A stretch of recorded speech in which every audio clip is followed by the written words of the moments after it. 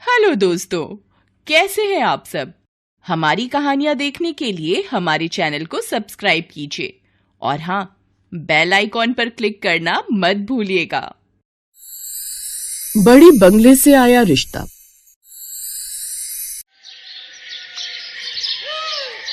ये कहानी है रमेश की, जो पेशे से एक मछुआरा था। वो अपनी पत्नी और बेटी रोशनी के साथ रहा करता था, परंतु रोशनी की उम्र हो चली थी और गरीबी के चलते उसके लिए कोई रिश्ता नहीं आ रहा था। बस इसी बात से मियाँ बीवी परेशान रहा करते थे। ऐसे ही एक दिन शहर के एक बड़े बंगले का प्रस्ताव लेकर पंडित जी रमेश के घर आते हैं और रमेश से कहते हैं, रमेश भाई साहब, हमारी रोशनी उस बड़े बंगले में बहुत खुश रहेगी। अरे मैं तो कहता हूँ कि एक बार आप अपनी बेटी को वहाँ भेज दीजिए। अगर कल्पना मेम साहब को आपकी बेटी पसंद आ गई ना, तो आपकी बेटी की जिंदगी में 4 चांद लग जाएंगे। और सबसे बड़ी बात तो ये है कि आपकी बेटी इस गरीबी से मुक्त हो जाएगी। और तो और उन लोगों को कोई दहेज भी नहीं चाहिए, उन्हें बस लड़की अच्छी और संस्कारी चाहिए। वो तो ठीक है पंडित जी, लेकिन अभी मेरी पत्नी बाहर गई हुई है। जब वो घर आएगी तो मैं एक बार उससे इस बारे में सलाह मशवरा करके आपसे कुछ बताऊंगा इस बारे में। ठीक है रमेश भाई, मेरा काम तो आपको ये रिश्ता बताना था, बाकी आपकी इच्छा।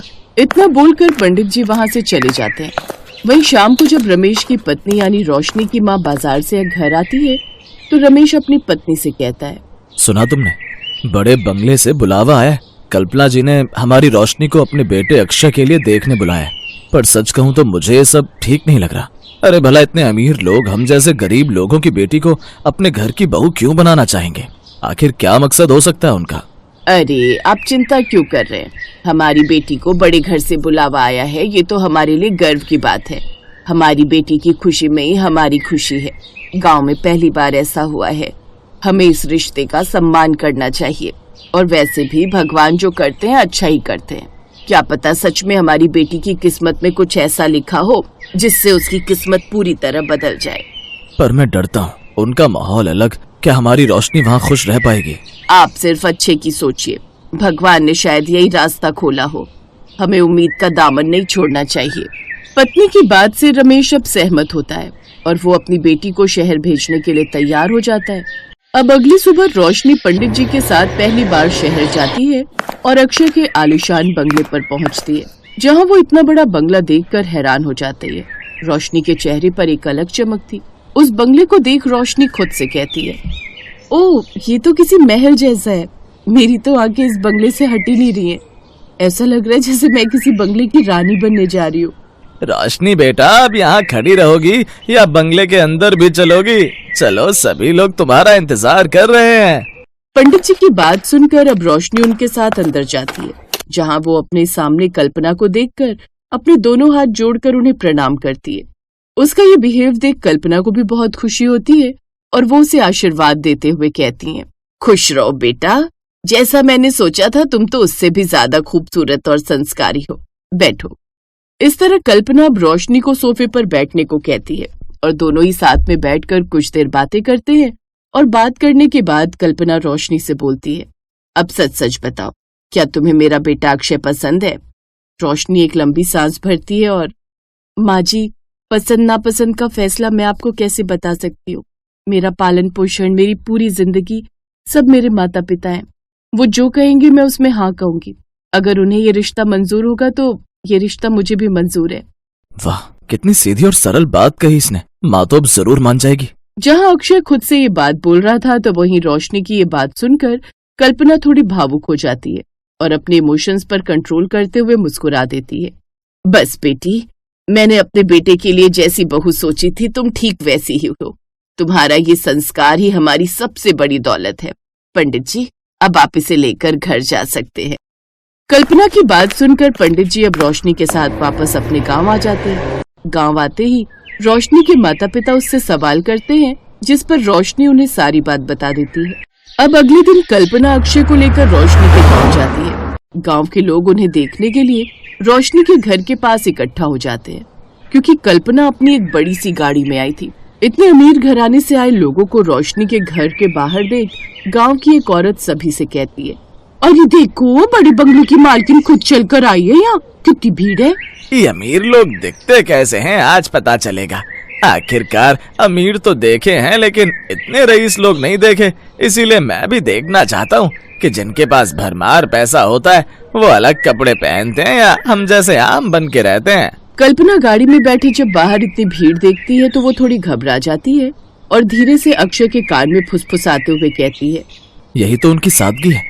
आप इन बातों पर ध्यान न दें और गाड़ी से उतरकर रोशनी के घर में चलिए, क्योंकि हमें गांव वालों से नहीं बल्कि रोशनी के माता पिता से रिश्ता जोड़ना है। अक्षय की बात सुनकर अब कल्पना गाड़ी से उतरती है और चुपचाप रोशनी के घर के अंदर जाती है। रोशनी के घर में ज्यादा फैसिलिटीज तो नहीं थी, पर कल्पना को रोशनी बहुत पसंद थी, इसलिए वो रमेश के आगे हाथ जोड़कर कहती है, देखिए रमेश जी, मुझे आपकी बेटी बहुत पसंद आई और उसका स्वभाव भी मेरे दिल को छू गया। मेरा बेटा अक्षय भी इसे बहुत पसंद करता है, तो क्या मैं ये रिश्ता पक्का समझूं? देखिए मालकिन, हम एक मछुआरे हैं, हम बहुत गरीब हैं। हमारे लिए इतने बड़े बंगले से बेटी का रिश्ता आना ही बहुत बड़ी बात है, लेकिन मेरे मन में एक डर है, क्या हमारी बेटी इतने बड़े और अलग माहौल में खुश रह पाएगी? कहीं हमें हमारी गरीबी का एहसास ना हो। चिंता मत कीजिए अंकल, हम आपकी बेटी को बिल्कुल रानी की तरह रखेंगे। और रही बात माहौल में ढलने की, तो उसे पूरा समय दिया जाएगा। वो हमारे घर में राज करेगी राज। मैं उसे बहुत पसंद करता हूँ, कभी किसी चीज की कमी भी नहीं होने दूंगा और ना ही कभी कोई शिकायत का मौका आने दूंगा। आप बेफिक्र बेटी का हाथ मेरे हाथ में दे दीजिए। अगर मेरी बेटी रोशनी को ये रिश्ता मंजूर है तो मुझे कोई दिक्कत नहीं। ये मेरे लिए एक सपना सच होने जैसा है। मुझे ये रिश्ता मंजूर है और मैं ये शादी अपनी हैसियत के हिसाब से धूमधाम से करूंगा। जी जरूर। इस तरह रोशनी और अक्षय की शादी गांव और शहर दोनों की रीतियों को मिलाकर बड़ी ही धूमधाम से हो जाती है। और विदाई के समय कल्पना रमेश से कहती है, रमेश जी, अब ये घर भी आपका है, आप जब चाहे तब आइएगा। मेरी बहू को आपने जो संस्कार दिए हैं उसके लिए मैं आपकी आभारी हूँ। मालकिन, आज आपने मेरी बेटी को नहीं, हमारी हैसियत को स्वीकार किया है। ये उपकार हम कभी नहीं भूलेंगे। पिताजी, आप कैसी बातें कर रहे हैं? अरे रोशनी अब मेरी धर्म पत्नी है और मैं अपनी रोशनी को किसी भी चीज की कमी नहीं होने दूंगा। और रही बात आपकी, तो जिस तरह रोशनी मेरी जिम्मेदारी है, ठीक उसी तरह आप भी मेरी जिम्मेदारी हैं। और माँ को कभी भी आने वाले समय में किसी प्रकार की कोई परेशानी नहीं होगी। बेटा, मैं तो धन्य हो गया तुम जैसा दामाद पाकर। लगता है मैंने पिछले जन्म में कोई पुण्य किए होंगे, तभी मुझे इस जन्म में तुम जैसा दामाद मिला। और इस तरह रोशनी की विदाई हो जाती है और रोशनी अपने नए बंगले में आ जाती है। रोशनी शादी करके बहुत खुश थी, क्योंकि उसे शादी के बाद भी ऐसा परिवार मिला था जिसमें उसे शायद कभी किसी चीज की कोई परेशानी ना हो। अब रोशनी और अक्षय अपनी जिंदगी में खुशी का जीवन व्यतीत करते हैं, जहाँ सच्चे रिश्ते और प्यार के सामने अमीर गरीब का भेद फीका पड़ जाता है।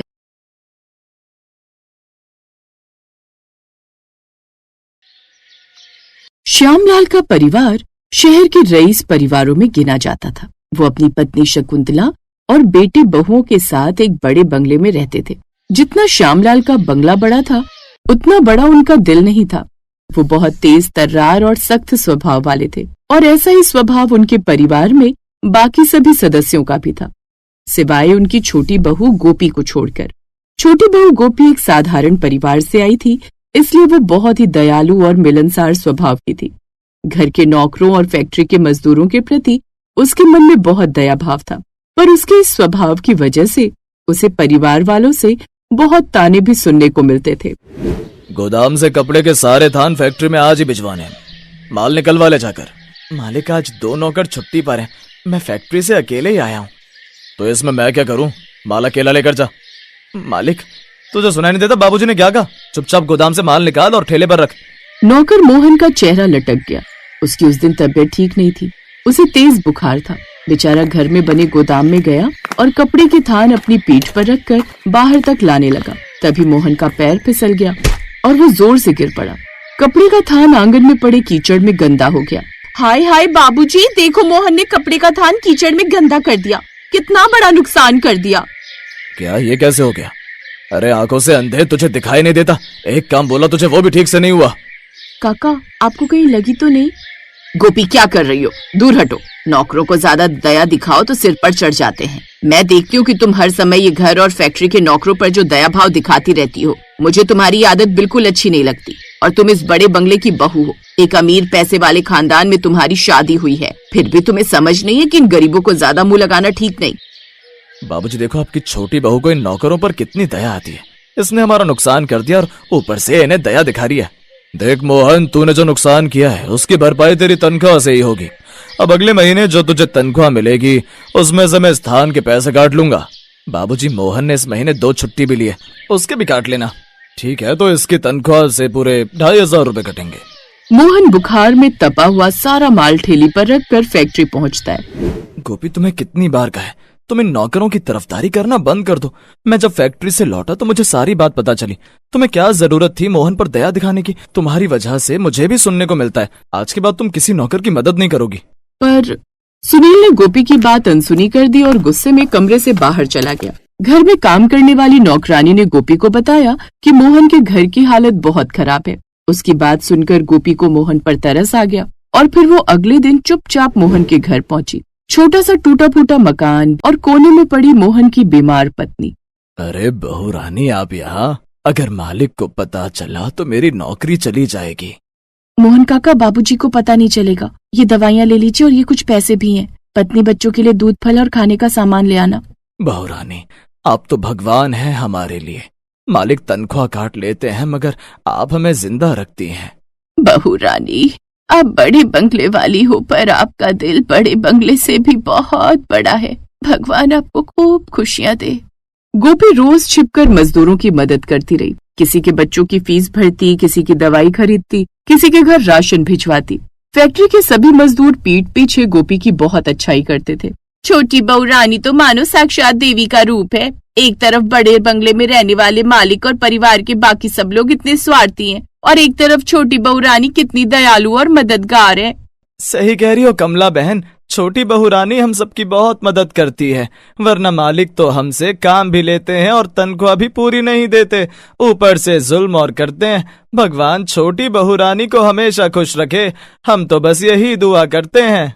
लेकिन ये सब ज्यादा दिन तक छुप नहीं सका। बड़ी बहू सुधा को गोपी के बारे में सच पता चल जाता है और वो सीधी अपने सास ससुर के पास जाती है। माँ जी, बाबूजी, आपकी छोटी बहू खुले हाथों से फैक्ट्री के नौकरों पर पैसा लुटा रही है। आपसे छुपकर उनकी मदद कर रही है। ये क्या गोपी, ये सब सच है? इसकी चुप्पी में ही इसका जवाब छुपा है। ये घर के नौकरों की मदद कर रही है। गोपी जानती थी कि उसका सच सामने आ गया है, इसलिए उसके पास चुप रहने के सिवा कोई और रास्ता नहीं था। घर में सबने गोपी को फटकार लगा दी और उसे सख्त मना कर दिया कि अब गोपी कभी भी किसी मजदूर की मदद नहीं करेगी। कुछ दिनों बाद सेठ श्यामलाल को एक बहुत बड़ा ऑर्डर मिला, जिसे लेकर वो बहुत खुश थे। सारा तैयार माल फैक्ट्री में ठीक से रखवा दिया ना, क्योंकि 2 दिन बाद माल भिजवाना है। जी बाबूजी, सारा रखवा भी दिया और अच्छे से ताला भी लगा दिया। वैसे बाबूजी कुछ भी कहो, हमें ये ऑर्डर जो मिला है उससे इस साल की दिवाली में 4 चांद लग जाएंगे। फिर तो मैं दिवाली की ढेर सारी शॉपिंग करने वाली हूँ। बाबूजी, मैं तो पहले ही कह देती हूँ, जो भी कमाई होगी उसमें से मुझे आप अच्छा खासा नेक दे ही देना, ताकि मैं अपने बच्चों और अपने लिए दिवाली पर बढ़िया से उपहार खरीद सकूं। चिंता मत करो बहू, इस ऑर्डर से इस बार तो क्या, अगले कई साल तक की दिवाली हमारी धूमधाम से बीतने वाली है, क्योंकि इस ऑर्डर के बाद हमारा काम और बढ़ जाएगा। सच में घर में कितनी बड़ी खुशी की बात है, आप सबको इतना बड़ा ऑर्डर मिला है। घर में सब बहुत खुश थे। कहीं न कहीं गोपी भी परिवार की खुशियों में खुश थी, पर उसी रात फैक्ट्री में आग लग गई, जो इतनी बढ़ गई कि फैक्ट्री में रखा हुआ सारा तैयार कपड़ा जल गया। सारा माल जल गया, कुछ भी नहीं बचा। बाबूजी, क्या सोचा था, क्या हो गया? सब खत्म हो गया बाबूजी। बाबूजी, हमारे पास 2 दिन का समय, हमने ऑर्डर नहीं दिया तो क्लाइंट शोर मचा देंगे। बैंक अकाउंट में जितने पैसे रखे हैं सब निकालो, जरूरत पड़ी तो जेवर भी बेच देंगे। हम उन्हें पैसे वापस कर देंगे और माफी मांग लेंगे। उन्हें बता देंगे कि आग लग गई है, हम ऑर्डर पूरा नहीं कर पाए। सबके चेहरे उतर गए। तभी गोपी बोली, बाबूजी, आप चिंता मत कीजिए, हमारे सारे पुराने मजदूर हमारी मदद जरूर करेंगी और हम 2 दिन में ऑर्डर पूरा कर लेंगे। सब आपके पुराने मजदूर हैं, कोई मना नहीं करेगा। मैं तो बस इतना कहूंगी कि हमें हिम्मत नहीं हारनी चाहिए। गोपी, ये समय नहीं है इस तरह की मजाक करने का, यहाँ बहुत सीरियस बात चल रही है। रुको बड़ी बहू, छोटी बहू को अपनी बात पूरी करने दो। बहू, क्या तुम्हें लगता है मजदूर हमारा साथ देंगे? हाँ बाबूजी, जरूर देंगे, बस हमें उनसे बात करनी होगी। गोपी ने सभी मजदूरों से बात की और सब मजदूर मान भी गए। मालिक, आप चिंता मत कीजिए, हम 2 दिन में कपड़ा बना लेंगे, सब कुछ हम पर छोड़ दीजिए। आप हमारे अन्नदाता हैं और आपके लिए समय पर काम करना हमारा फर्ज है। मजदूरों की बात सुनकर श्यामलाल और बाकी परिवार के सभी सदस्य हैरान रह गए। श्यामलाल की आंखों के सामने वो दिन आ गया जब श्यामलाल मजदूरों पर अत्याचार किया करता था, पर आज वही मजदूर मुसीबत के समय श्यामलाल की मदद कर रहे थे। मजदूरों ने दिन रात मेहनत करके 2 दिनों में सारा माल तैयार कर दिया। श्यामलाल हैरान रह गया कि कैसे एक समय जिन पर वो चिल्लाता था, वही कारीगर बिना थके उनकी फैक्ट्री को बचा रहे थे। श्यामलाल और उसके परिवार के सदस्यों को समझ आ गया था कि बड़ा बंगला नहीं, बड़ा दिल ही इंसान की असली पहचान है। हेलो दोस्तों, कैसे हैं आप सब?